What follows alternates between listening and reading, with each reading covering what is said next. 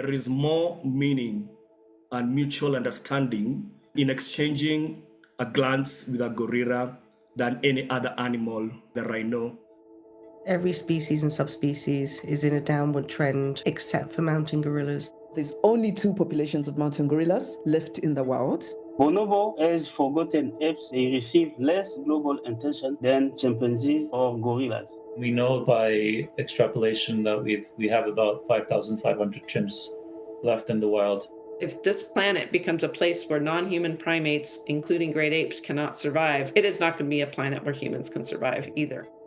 I love this map because it shows you the distribution of the great apes, of course, but it also shows you humans' distribution. And as you can see, with the exceptions of up here in the north, we've largely covered the entire planet. And this just gives you a better breakdown of areas specifically for the different species and subspecies here. And you'll see there are larger maps here which depict the areas inhabited by mountain gorillas, and again for cross-river gorilla here, which is found in this tiny area here. So the problem is, and using those maps, doesn't help a lot. It gives you a rough idea of where they are, but of course, great apes are not equally distributed. Density distribution is something that we look at for great ape taxa, and it's normally characterized by low densities across a large proportion of their geographic range. So for example, higher density would be in the dark blue here. And so you can see we've got these fragmented areas over large landscapes, and then you have these large concentrations, so high density, high population numbers in these specific areas, such as a national park. This just gives you an overview of some of the current numbers and population sizes that we have. And you'll see that they're pretty small. For some of these species, we're given a lower population and an upper population size. Bonobo, you would have between 15,000 to 20,000 individuals left. Some of these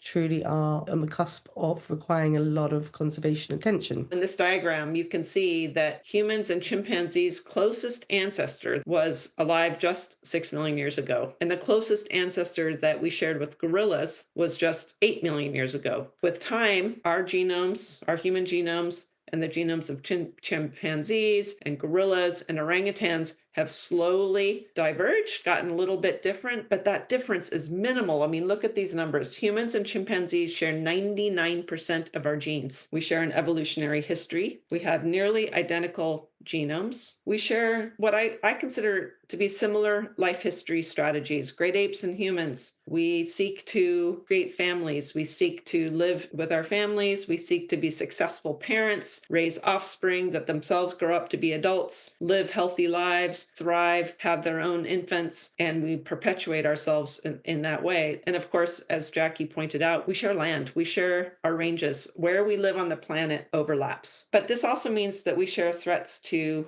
our existence. If this planet becomes a place where non-human primates, including great apes, cannot survive, it is not going to be a planet where humans can survive either. We're more than 8 billion people walking this planet, and it's been estimated that we are losing about 30,000 species per year. The tropics are a particularly diverse region, and they include about 50% of all the described species on Earth. And Africa in particular, it includes 1/6 of the world's remaining forests, a quarter of the world's mammal species, and over 100 primate species, and 3 of the 4 great apes. However, Africa's deforestation rate is also really high, and it's twice the world's average. So what are the threats? One of the first is habitat loss, degradation, and fragmentation. We're losing forests for many reasons, and this continues today. So that could be through logging and timber extraction, large-scale agricultural plantations, also mining and energy production. Mining has been described or documented as a threat in 65 out of 180 sites. So that's only 36% of all the sites for which threats have been documented. And again, this was preceded by hunting, which was a threat listed at most of the sites, almost 90%, logging and agricultural expansion. Although the number of publications has increased over time, and you can see this in this figure here on the bottom left, a global review has shown shown that there were only very few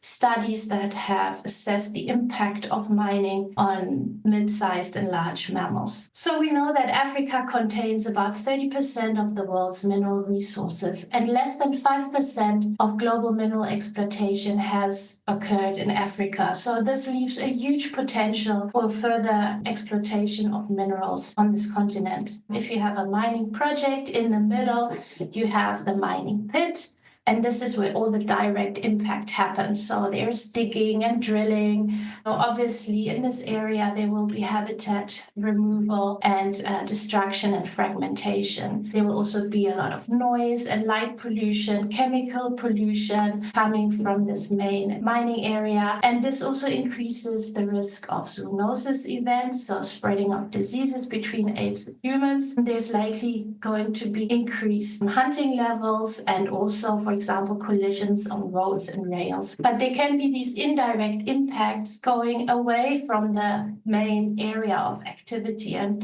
this is the indirect impact I'm talking about. So usually when there's a mining project, this draws people to the site. Many people come because they think there will be jobs for them. They settle there. There's direct impact, which we estimate at about 10 kilometers around the point location of the mining project. And then we have this indirect impact zone, and it's been estimated that this indirect impact can extend up to 50 to 70 kilometers. The greatest impact can be seen in West African range countries, followed by Central and East Africa. In total, about 1/3 of Africa's great apes could be impacted in the future. We also saw that areas that have or that are really important to great apes, so have high ape densities and also high mining densities, are greatest in West Africa, and that Central Africa has the largest proportion of area with high ape densities that are still currently located outside mining areas. So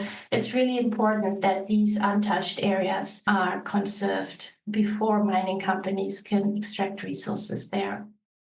The UN Environment Program defines One Health as an integrated, unifying approach that aims to sustainably balance and optimize the health of people, animals, and ecosystems. You cannot achieve health outcomes for people without considering health outcomes for the environment, health outcomes for the animals, health outcomes for the plants that people and animals are eating, or the plants that are providing oxygen for our planet. You cannot think of them separately. You cannot address challenges without considering them together. The importance of One Health is that it's an opportunity and a perspective, a lens through which we can be working at that interface of animals, people, plants, and the environment to solve problems impacting health and conservation. And this is important in this context because I hope at the end of my presentation, I'll be able to share with you as journalists how you have an important role to play in implementing One Health as a solution for great ape conservation. I want to touch on this concept of spillover. You've certainly probably read about it. We all lived it with the COVID-19 pandemic. Many of the infectious diseases that impact humans are first circulating in animal populations. Often those wildlife are primates, bats, and rodents. Those pathogens circulate in those wildlife populations. They don't cause them any disease, but occasionally that pathogen spills over into another species. The pathogen literally infects a domestic animal or a human, and if that pathogen has the ability to replicate in the body of that new animal host or the new human host to the point that that animal or human can then infect another animal or human, spillover has occurred. This very simplified diagram just shows you that over time, when these spillover events occur, and if they lead to an epidemic or even a pandemic like the COVID-19, that's happening over time, and more cases build up and cause illness and even mortality. And then with time, the cases taper off. People and communities are entering great ape habitat in order to collect fuel, firewood, or water. Poachers see great apes and the forests they live in as opportunities for their livelihoods and for illegally trafficking in forest products and forest wildlife, including great apes. Where great apes are living in protected areas, they are coming into close contact with the people who manage those parks. For example, the rangers or the trackers or the people who are in the park to make sure that it is not being illegally used. All mountain gorillas live entirely within parks, within protected areas. But those parks are bounded by an intense human landscape. This is just an example or a picture of the boundary between Bwindi Impenetrable National Park in Uganda and the agriculture that goes right up to the boundary. If those parks were not protected, you can just see the pressure that is on that forest. That forest could easily be reduced in size steadily as more and more people need to clear more land in order to grow crops, to feed their families, and to take product to market. So the fact that the parks exist and establish and defend that boundary has really been incredibly important for the conservation of mountain gorillas. In the parks where mountain gorillas live, you've got trackers and patrollers in the park making sure that people are not using the park illegally. You have guides taking tourists to see gorillas. You have dense human communities around the parks, and you have tourists coming into the parks every single day to get up close with mountain gorillas, to be able to view them with their own eyes. It is such an important source of revenue. It's the number one source of foreign revenue in Rwanda, and a very huge source of revenue in the other countries as well, although mountain gorilla tourism in Congo has been shut down for the last few years because of insecurity. But there are consequences of people coming into close contact with mountain gorillas and other great apes. We have proven that in some situations, mountain gorillas are getting sick, developing respiratory illness. The cause of that respiratory illness are human respiratory viruses. With gorilla doctors, a group of veterinarians, we always say our patients are wild and our hospital is the forest. We're the only veterinarians providing hands-on care to mountain gorillas in the world. We do not do that in a gorilla hospital. All the work happens in the forest. Leading up to the pandemic, we had always advocated strongly for people in the park using masks when they're close to the gorillas. As the veterinarians, we felt that was a very basic preventive measure that could be taken to protect the gorillas from human diseases. The COVID-19 pandemic actually helped move that policy forward, and it's now required that people who come into close contact with the mountain gorillas are wearing masks. When we looked at how many gorilla groups suffered from respiratory illness outbreaks before the pandemic and how many suffered after the pandemic started, the population was healthier during the COVID-19 pandemic. That was in part because fewer people were going into the park, of course. We correlated it with the fact that people were wearing masks. The Gorilla Doctors and its work is One Health in action. It's actually taking that concept and turning it around to work for great ape conservation in the situation of the mountain gorillas. And it is working. And I firmly believe that people need good news. They need stories of hope. And One Health as a proactive solution is a way to tell those stories and give people hope for the world. It's also a way to talk about how wildlife conservation benefits humans. It makes sense when you use great ape conservation as a way to explain what One Health means and why it's important. I've been working with mountain gorillas for all my working life. I started off as a vet student in 1994 and then was hired as the first veterinarian for the Uganda Wildlife Authority in 1996. And they hired me because they were concerned that people would make them sick when gorilla tourism had begun. And because of our unique approach to conservation, which I discovered in my journey, I became an Ashoka Fellow for merging Uganda's wildlife management and rural public health programs to create common resources for people and animals. And I was excited to become a National Geographic Explorer, win a Taubag Award, and win a Sierra Club Earth Care Award, all because of our One Health approach to conservation. And excited to be among the 27 members on the WHO, the first WHO Scientific Advisory Group for Origin of Novel Pathogens. We have 3 integrated programs: wildlife conservation with a focus on wildlife health, community health with a focus on One Health, and alternative livelihoods. We started alternative livelihoods when we found out that many people were unhealthy because they're poor, and we started to support coffee farmers around the park with gorilla conservation coffee. In 2007, we trained community health workers to do conservation work. In Uganda, they're called village health teams. They conduct home visits, and some of them are able to now get up and give talks about how to prevent zoonotic disease transmission, how to have manageable families. At the beginning, I was reluctant to start family planning, but when USAID approached us because they liked our model that was preventing tuberculosis between people, wildlife, and livestock, they said, "Can you add family planning?" We added it, and we got support from USAID. There was a huge unmet need for family planning. People had 10 children. They were saying 5 are to go to school, the other 5 are to chase wildlife from their garden. So you can imagine those who chase wildlife from their garden have no future. And the larger families mean they have to go into the forest to poach to feed larger families. When they have zoonotic diseases, they can't take them to the hospital. And when gorillas come out, the bad family, which has too many children, chase the gorillas away, and a gorilla scratched somebody. And all of this is based on real things that have happened. Then the good family has 4 children, 2 girls and 2 boys. They all go to school. When the gorillas come out, they call the human-gorilla conflict team to herd them back so people and gorillas aren't hurt. There's no zoonotic disease transmission. The boy becomes a ranger, the girl becomes a nurse, and everybody is changed a lot of behavior in the community. Our volunteers asked us for livelihood projects because they weren't getting a salary. So we gave them group goats and group cows. And later when CARE came along, they reinvested in village saving and loan associations. And in all these 17 years, we've not had any dropouts, which is fantastic. They have wild bananas in the forest. And then when they come out, people plant bananas and they want to taste those as well. They're also looking for moisture because there's a lot of moisture in the banana stem. So they actually destroy the whole plant. And people put out scarecrows to chase away gorillas, baboons, and other wildlife. And this is how they got the scabies. The group touched the clothing. It spread through the group through grooming, and we lost a baby gorilla. Luckily, we were able to save all the other members with ivermectin treatment, but this baby gorilla was dropped by the mother the next day. And because it was a fresh postmortem, we were able to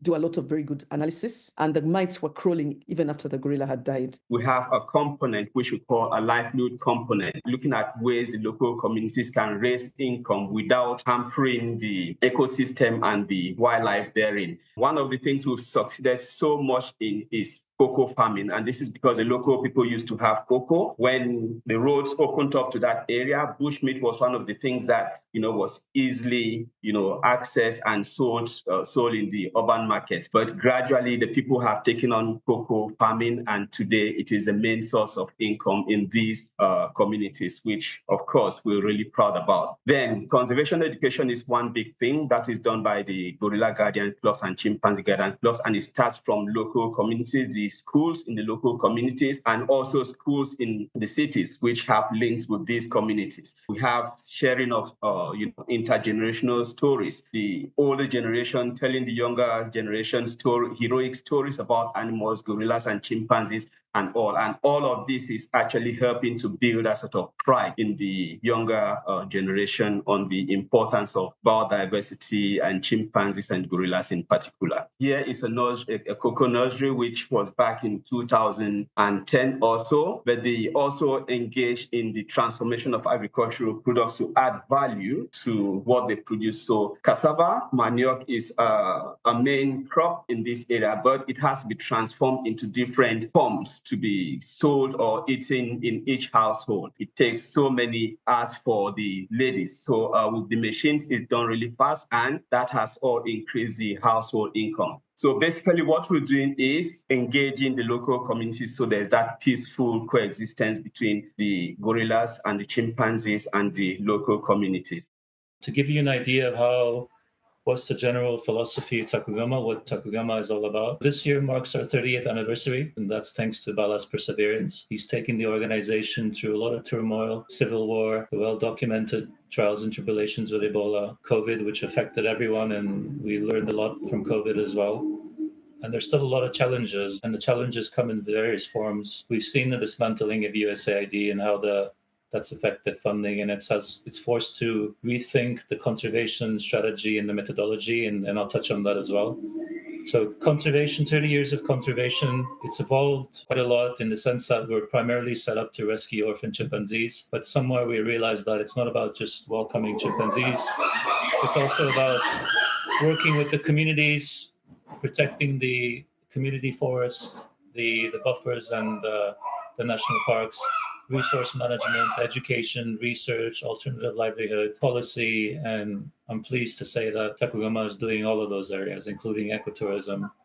We are working with over 120 communities. We are safeguarding 3 of the 4 national parks in the country, and we're the chimps in the back you can hear.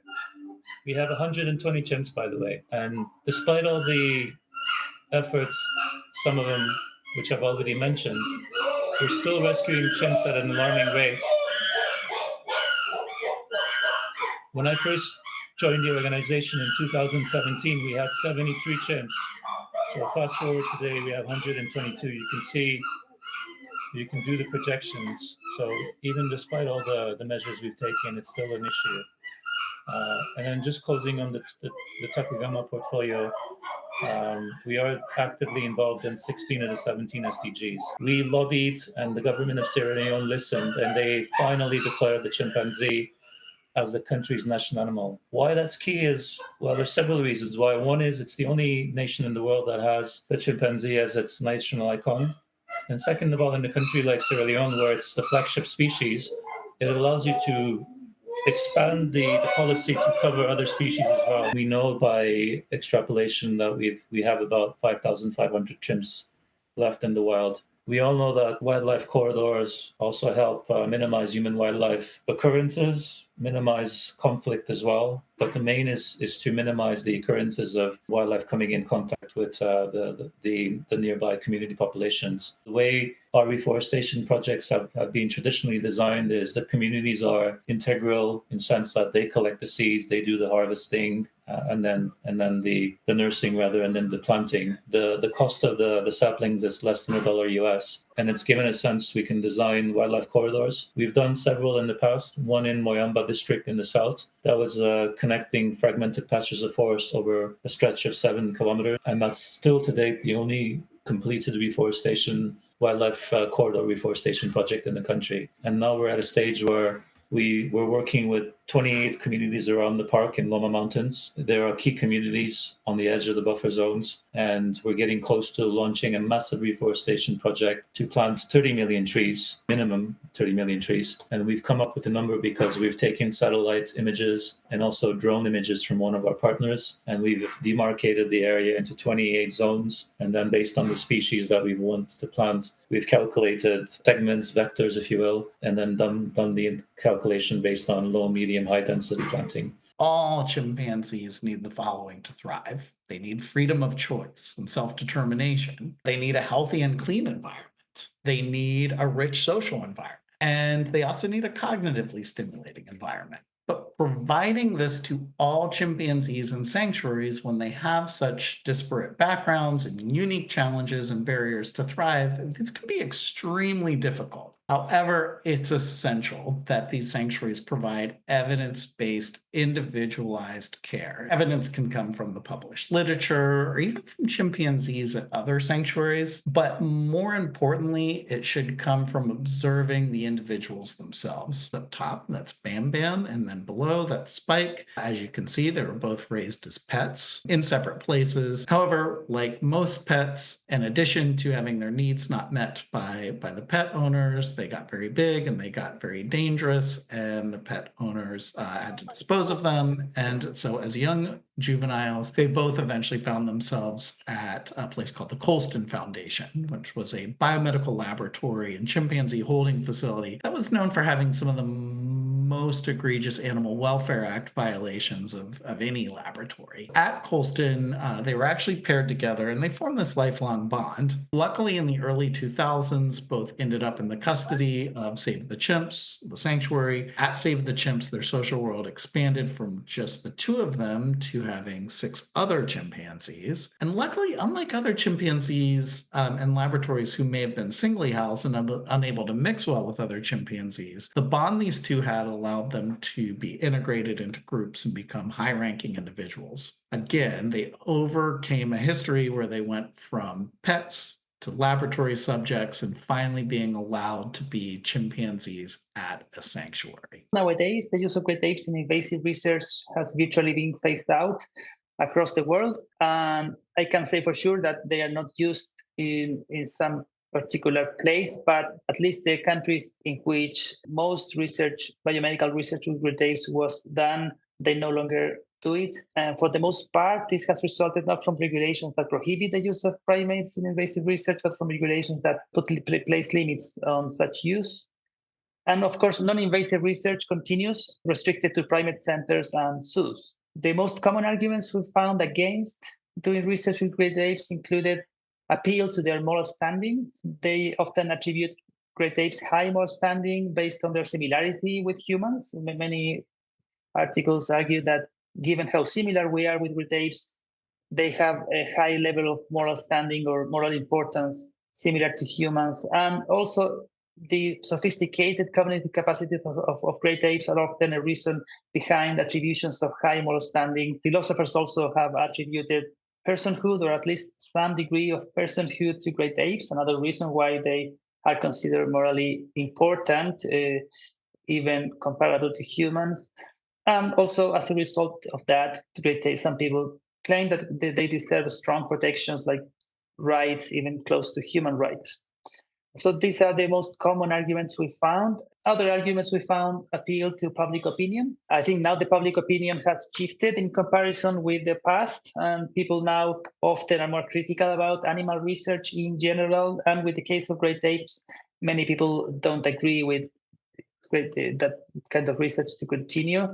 Also, we found many arguments kind of follow the trend claims because given that many countries were already prohibiting or restricting research with great apes, many people claim that the US, for example, should join this trend. So we see that when important countries, or at least countries that do important research, start to restrict research with some animals, many countries follow suit. Important arguments also related to the financial cost of great ape research. The use of great apes is very expensive because of care and housing issues. And so many claim that it was becoming too high to be cost effective.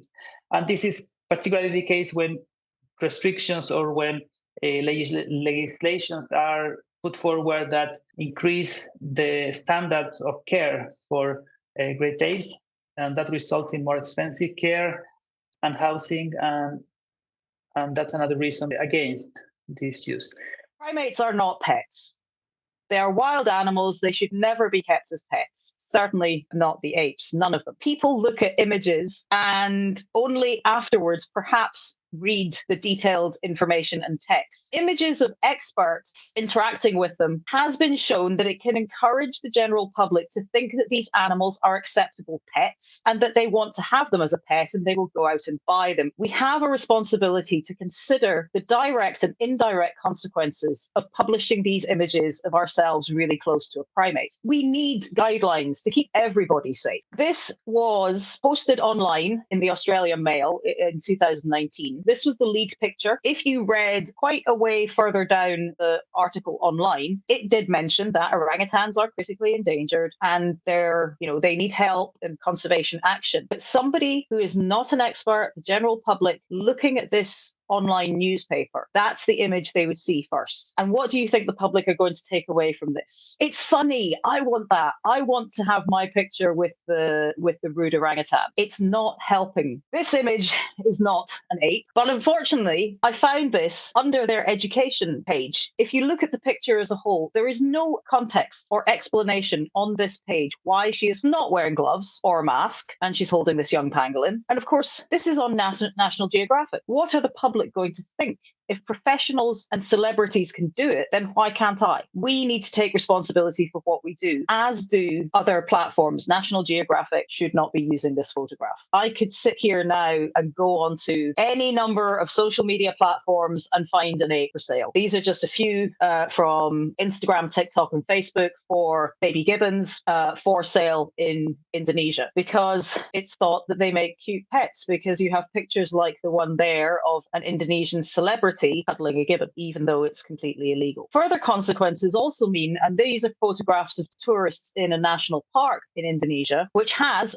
very clear rules about how close humans should get to the orangutans. In every single one of these pictures, the national park rules are being broken. Now, there's a lot of other concerns around that relating to how well it's enforced, but the national park is doing their best, but everyone thinks that, it's fine to go and touch an orangutan, get very, very close to them for the perfect selfie. I can tell you that an angry, wild, large 100-kilogram male orangutan is not funny. When he is angry, you are just submissive and hide. But I know how to do that. The tourists, they don't. And it would only take one incident of a tourist being hurt by an orangutan who is only behaving as normal for there to be some serious consequences. But the other thing is making sure we don't misrepresent. This image here, I've shown it to the public in a small study. They think the chimpanzee is smiling. He's not. This is an expression of fear. The success of how we share information about the primates is best to judge by how that message is received by the reader, the viewer, the public, not our intention. I might intend a message to be received a certain way, but what I need to understand is actually how is it being received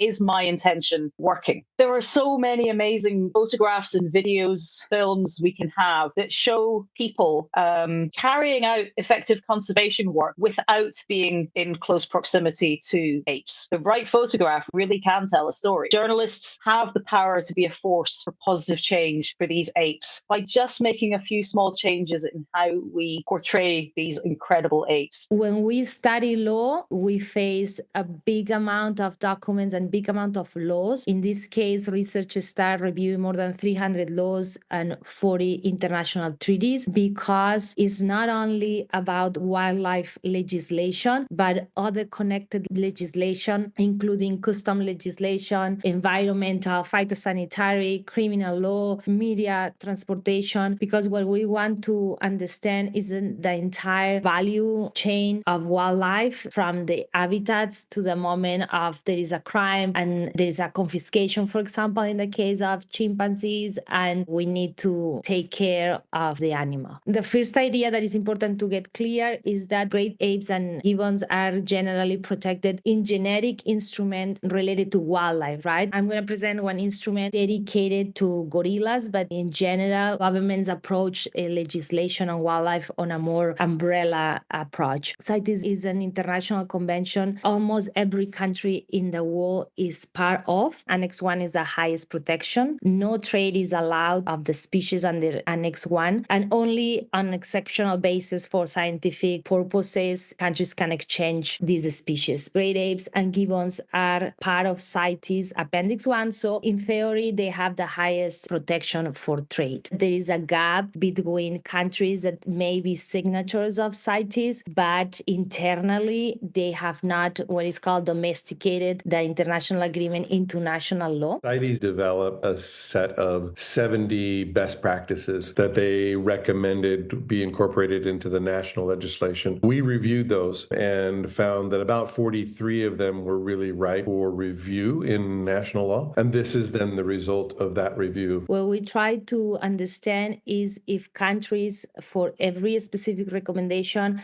are what we call in full compliance. The way you write law at the national level doesn't need to coincide 100% of the wording of an international convention, but we do the interpretation to understand if it's in full compliance. And as you see here, in both cases, this is a case of Ethiopia and Somalia.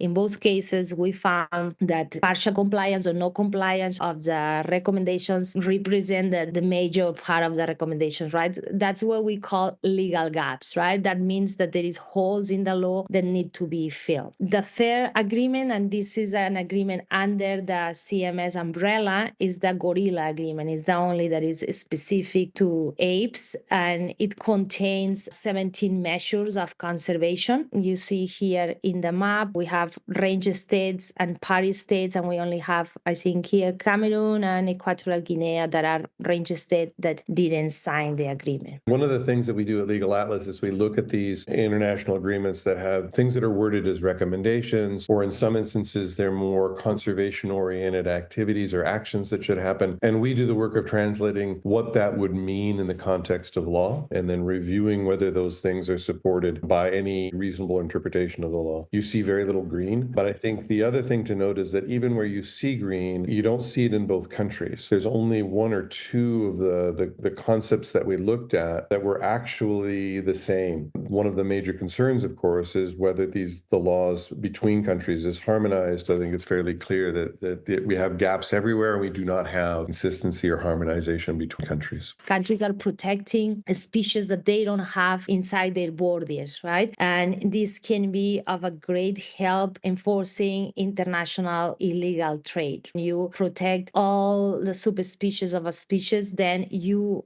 remove completely all the requirements for species identification. The countries that do the best work is the countries that take a look across all the potential areas, right?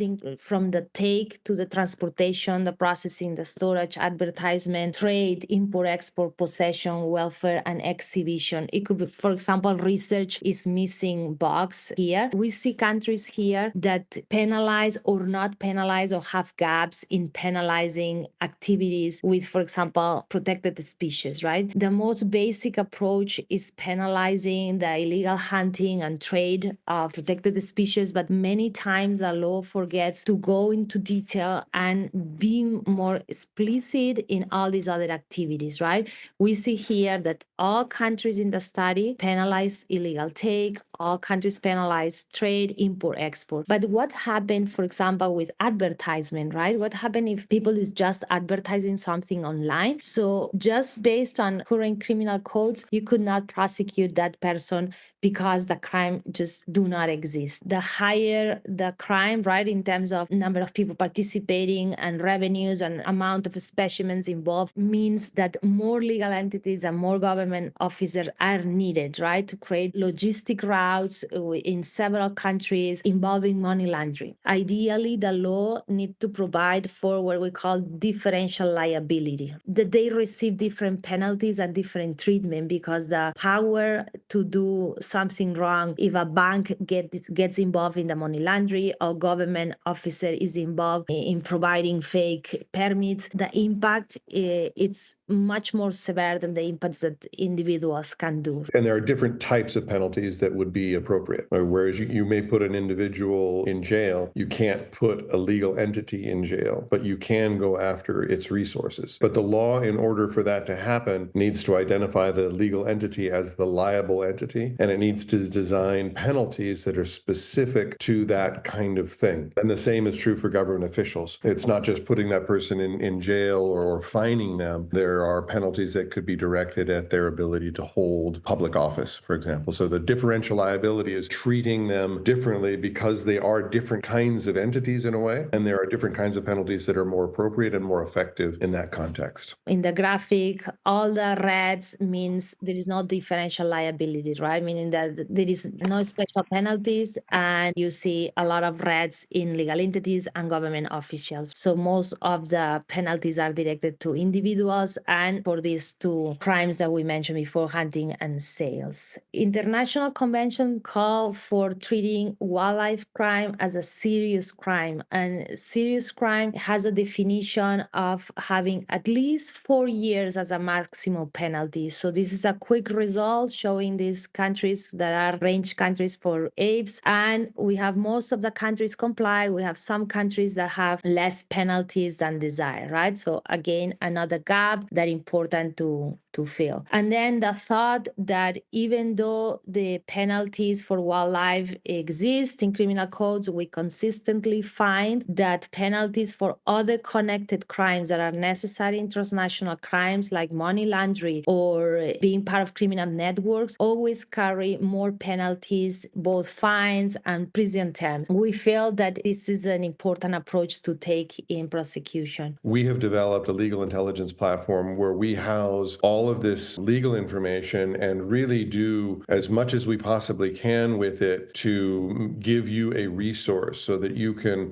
go in and look at a particular topic like wildlife trade or wildlife disease. You do have to have an account, but it doesn't cost anything. This is for free. When we do research, we put our research into this system so that you have access to it as well. And as far as how do we correct these gaps from the journalist side, I think it's really important to, reach out to anybody that's involved in the issue, and don't forget to ask about how the law has played a role in the problem that they're facing, and literally reach out to Legal Atlas as well. And in your story, there's almost always a story about where the law is either doing what it should or whether it's doing what it's not doing what it should, where the gaps are. And we can certainly help point you to gaps that arise in specific instances.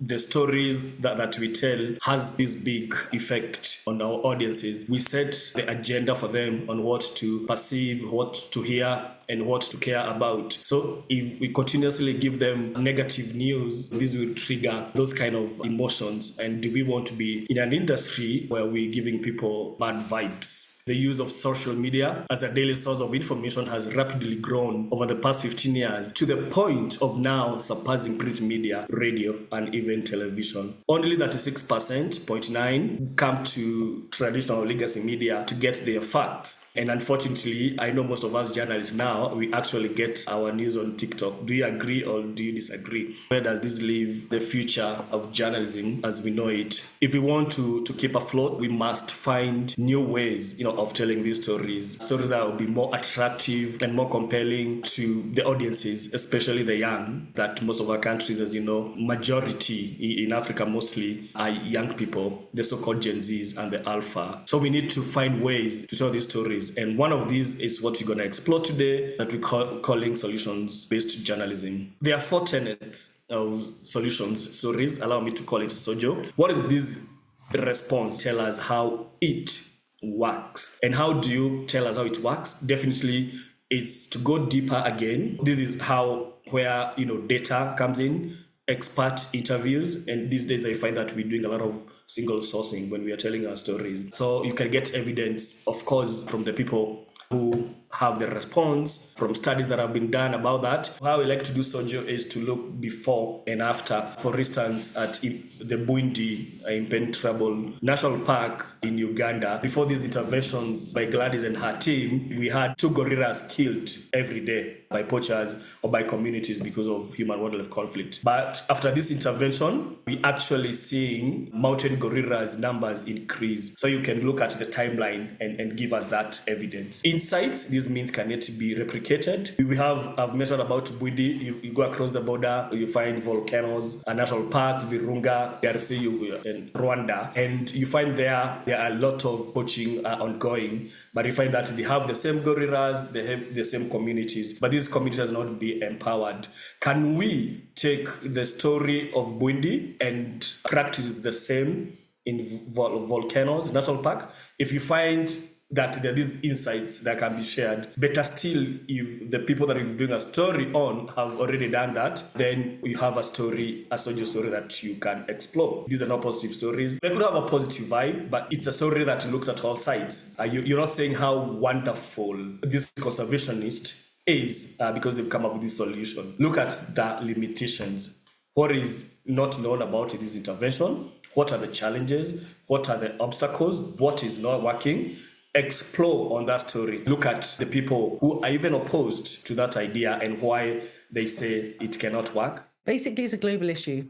It's not a local issue anymore. It used to be in the past days that people sort of really didn't take notice of this, but many of the products that are found in today's homes come from sources which have negatively impacted great ape habitat. For example, take out your mobile phone. There are so many elements in that phone that are taken from great ape range state countries, and your laptop as well. But also in terms of food items we eat, oil palm is now in absolutely everything almost that we eat. So you just have to open your cupboard and find that you've probably got a ton of things in there that have unsustainable oil palm, which was developed in areas that used to be inhabited by great apes.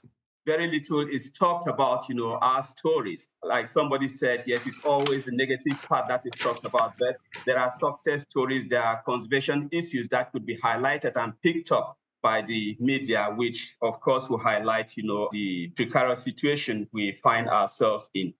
So what are the current media coverage gaps on the conservation of great apes and its links to human health? We think that there's too much focus on crises like epidemics, extinctions, without putting these into context. And we also think that there are very few local and positive stories which value community efforts. Communities work a lot on this and let us know that they think that there are very few local stories. And we also think that there's little popularization of the One Health approach in the general media. And we also think that there are few established links between health, climate, biodiversity in journalists' stories, even though all of them are linked, but there is little information. When we talk about health and epidemics, we often forget the original causes of them, and there are a few links that are established. Can you please elaborate more around any risk assessments that you do? If there is a traditional leadership, you need to know those traditional leadership, and you need to possibly find a way to establish relationship with them. It could be giving them a call in advance to say, no, to introduce their story that you may be coming to their community at a certain point in time, or establishing a contact with somebody in the community who is respected, who is trusted, whom on your behalf can speak to the community that, so person is coming and he wants to do this kind of story. And sometimes communities want to know, this story you're coming to do, how does it benefit us? So you need to explain to them. So, and this is important so that they will feel like they are part of, like it is a good thing for that story to actually happen. And if you're able to convince them that it is a good thing for that story to be told, then you're going to have easier time convincing them that they should make it safe for you. They should grant you access to certain sort of information because you're not going to use it for anything destructive to their community and to their interest. If you're trying to follow the work of poachers, because often they know each other, they're part of different groups. You will start getting used to these poachers, and in order to try to get the right information, what motivates them to practice poaching? What does it take to make them come from the bush to the town? So you can't understand all these aspects if you don't have a strategy that helps you to melt yourself in the population and get the information you want. And this is risky. Looking at the context, and the context can change depending on the countries. And when I think about the journalists that are here from different African countries, there are lots of groups working around the protected areas. And those are the areas in which we find great apes. If you want to make a report or write an article about great apes on the ground, you need to look at the armed groups. You need to pay taxes. You don't always know why these taxes are in place. You need to know how you need to, what sort of standards there are, and what type of behaviors you need to adopt. Because even if you have the most perfect, the perfect preparation, you need to be able to behave in the right way. So if you don't behave in the right way, you could end up becoming a prisoner rather than doing your report. Another thing is that rather than taking a camera with you, your phone will be fine in terms of taking notes, in terms of doing photos and videos. You can get lots of information on there. Do you need to buy some kind of waterproof equipment, or will it be very sunny? Will the community that I want to go to, will they be welcoming to you? Because sometimes I've been to various communities and they're not always welcoming. Well, I said I was going to do my report and then go back to the town, but no, that wasn't possible. So I needed to spend the night there. So you need to be ready to change things. These security plans can be subject to lots of other constraints at the last minute, and you need to then know what to do. So Isabel, you are currently also editing manga-based series of stories on the great apes and One Health. What makes them so great? One thing that is sort of a commonality with them is that the reporter who is telling that story is the right person to tell the story, whether because they have just some intense personal curiosity and interest about this subject, because they have very specific background knowledge, or because they have close links and a deep understanding of the human communities that are sharing space with apes. For me, I want something I haven't seen before, which usually means something that's either very recent, there's something new that's happened, or there's an update on a previous story we've worked with. Something that's very specific, it's looking at some micro topic. For example, a story that I did recently that I thought was very interesting with a reporter from Nigeria was looking very specifically at how indigenous cultures in Nigeria's beliefs about apes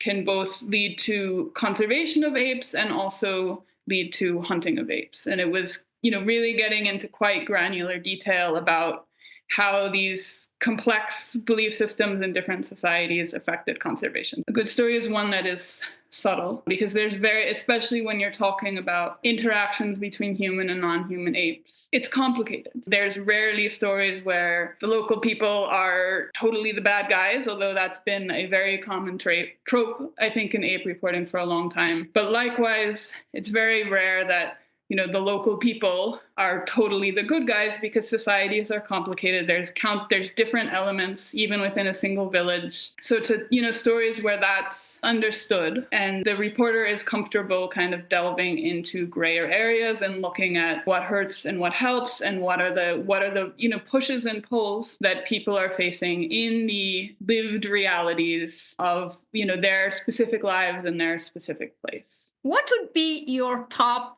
5 tips for anybody in this room for pitching a great ape story idea to an editor? I think the first thing, and I think this is a mistake a lot of reporters make, the story must be original. The thing is, there have been an awful lot of stories about great apes, and they've all been great, and some better than others. But The Guardian has a huge international audience. And what you've got to think is, what am I bringing to this story? What's new? And why would someone in Russia read this story? Why is someone in America reading this story? And it's got to be original. It's no good doing a story that's already been done. So do your research before you pitch. We hate it when people pitch a story and they haven't bothered to look at what we've already covered. If we've covered it, we're unlikely to return to it. So please make sure that it's original. Number 2, make sure you go out and get lots of voices on the ground. If there's a chance to be a ranger for a day,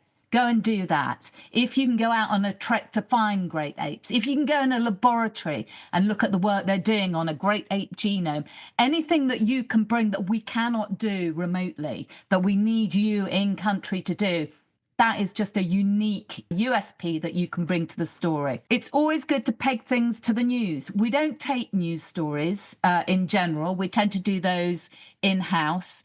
Please don't pitch writing up a report. Everyone's got those reports. We'll do that in-house. But if a report comes out about great apes, what about thinking about how you can use that news and turn it into a feature? How you can bring added value. So what is it in that news that's interesting? Go and talk to someone, see how it's playing out on the ground, and then you can come back to us with a pitch that's got a nice newsy aspect to it, but is bringing added value that, again, we can't bring in London or New York or wherever else. And lastly, I would say a narrative. The stories that do really well for us are not dry stories. It's great to have facts. You need to have facts in there. But what you want is a narrative. We want a story. The ones that do better are where you're following individuals and you're getting those voices and not just sort of packing a story full of facts and specialists. You want a narrative somewhere in there. Is there someone who has lived closely with great apes their whole life? Is there someone who has adopted a great... I mean, there are lots of different ways going about it, but voices, and that's what you will bring and no one else can do. We want something that's both local and global. What you need to have in mind when you're pitching your story is, why is this the one great ape story that everyone's going to read? What is it about this story that is going to captivate audiences that other stories aren't doing? What are the most underreported stories and why? We have not seen most stories of how are communities benefiting from the apes. You see, if they know how they're benefiting from them, they will conserve them. They will reach out to authorities and take part in conserving these apes. So we don't usually see stories around how the communities are conserving the apes and how they benefit. For example, a story like, what have the apes in my community contributed to the development of my community, or how have I benefited from these apes? There are not so many stories that link the human health, apes health, and also the health of the environment they live in. You don't see them. Big stories, probably they do too, human health and apes health. And you don't see the others that, are around environment, how are these affected, stuff like that. For most of the journalists that write these stories, they never tell us how, these apes are classified on the, IUCN red list. I mean, it's a big story for me. I want to know if they're endangered, critically endangered, stuff like that. Journalists that write about apes generally do not have enough knowledge about apes. You'll find that they will look at apes like they are only gorillas or they are chimpanzees, but they never go ahead to look at the subspecies. There are different subspecies, for example. So then that gives more knowledge on apes, and then people and communities would understand and look at them as, like we look at ourselves, like we have clans, we have, people, like, different branches. Yeah, those are the stories that I see are not in the media. Some are there, but most of these are buried maybe inside, or they never come out clearly. Let me start with Southeast Asia. Of course, that region has orangutan, one of the great apes.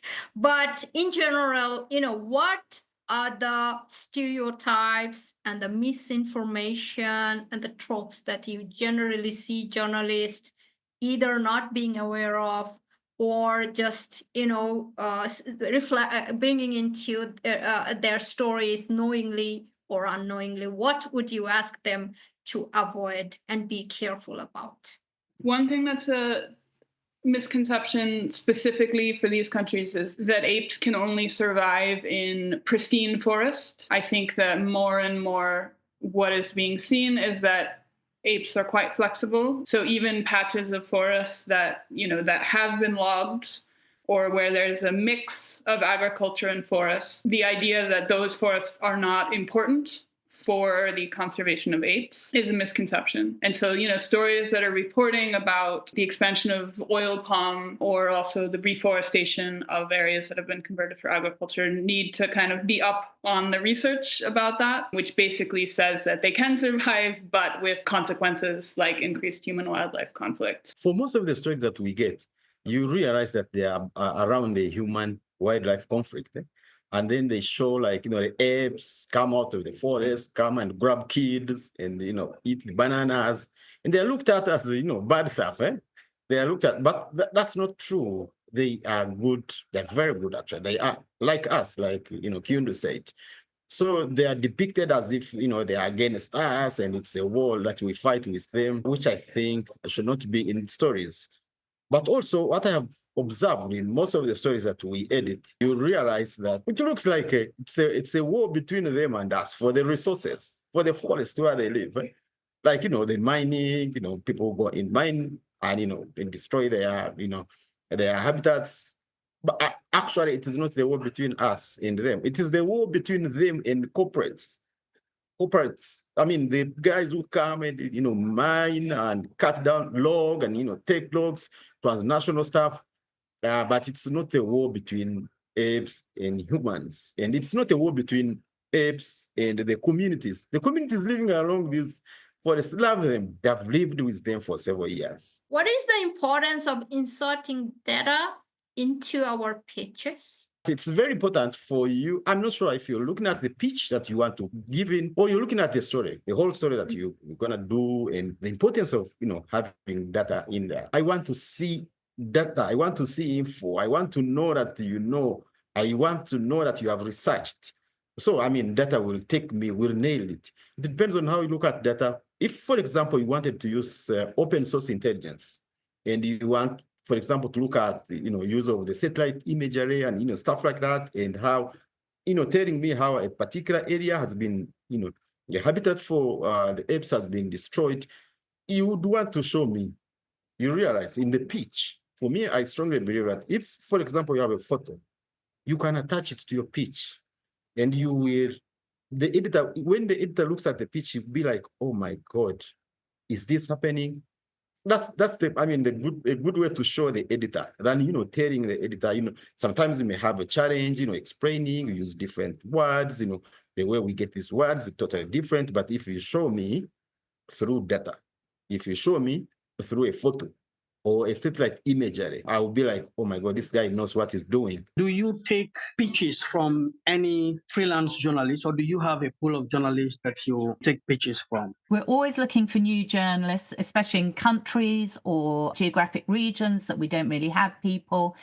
And I think the thing is, if you're going to pitch the first time, you just need to be very clear. So, you know, in the sort of subject field, put pitch and maybe a short headline of what the story is about, and then make your pitch. And then what you need to do is just include a link or some information about your experience, link to stories you've written before, and we will look at it. And if it's a good pitch, we're going to give you a go. We always give someone a go. Sometimes it works, doesn't work out, but 90% of the time it does, actually. As far as prior experience, we have staff based across Africa and Southeast Asia, but we work with a lot of freelancers. We commission in both English and in French, and in Indonesian as well. Definitely open to new reporters. I would say that in terms of, what experience you're coming, for me, it's like when I commission a story, there's a certain amount of risk that I'm taking as an editor because it takes time.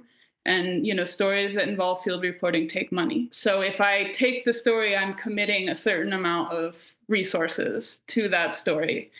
And for someone, the amount of risk that I'm willing to take depends on, do I have a pre-existing relationship with this contributor, or have they shown through their work for other publications that they are capable of doing the story that they're pitching? So if someone who has no record of, environment journalism or reporting on apes wants to do something that's going to take, 3 weeks in the field and cost thousands and thousands of dollars in travel expenses, I may say no, because that's too far out on a limb for me to go. If you don't have a lot of experience, then it's better to pitch something more modest first. How can a journalist use social media as advanced media tool in environmental reporting, especially about the apes? We do have an amazing guy on our team, Patrick Greenfield, who does a lot of our reporting for Age of Extinction, and he uses social media all the time. We don't use X now, but we do use Blue Sky and LinkedIn.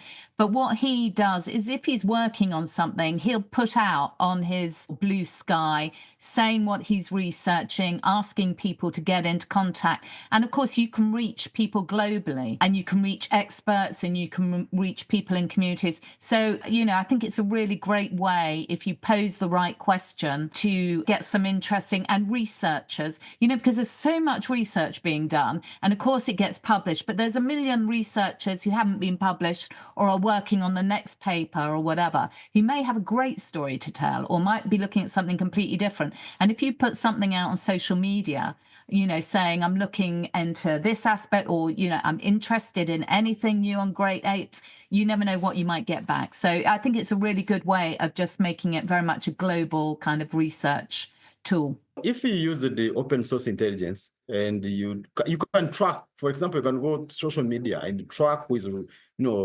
tweeting, with writing about, apes, which companies are into trafficking of apes, what are they involved in, and geotag on, all these accounts to find out where the products, for example, are taken. Track those companies. Where are they? Which location, for example? Where are they tweeting from? Where are they posting from? All that, as you include it in your story, it's going to be a very good story.